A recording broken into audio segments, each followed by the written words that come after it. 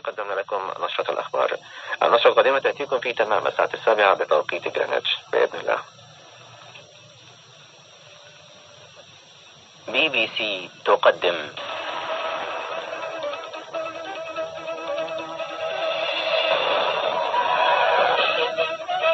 أيها المواطنون، إننا لن نمكن منا المستعمرين أو المستبدين 50 عاما على الثورة المصرية. لنعمل، ولكن حينما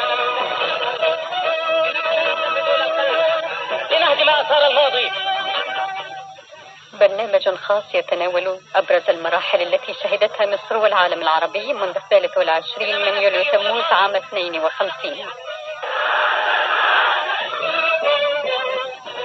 يعده ويقدمه محمد شقير. سيدتي وسادتي، أهلا بكم.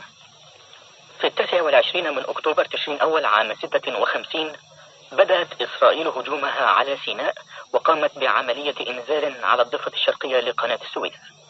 وبعد ذلك بيومين دخلت بريطانيا وفرنسا الحرب ضد مصر، بعد إصدارهما إنذارا صوريا لكل من مصر وإسرائيل بالابتعاد عن مجرى قناة السويس 10 أميال.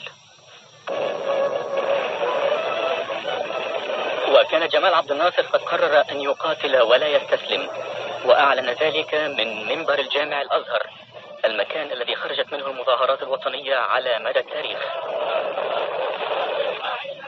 القوات المسلحة جنب إلى جنب مع الشعب هتقاتل في كل مكان. شعارنا أننا سنقاتل ولن نسلم. ده شعار كل فرد في القوات المسلحة، وده شعار كل فرد في الشعب.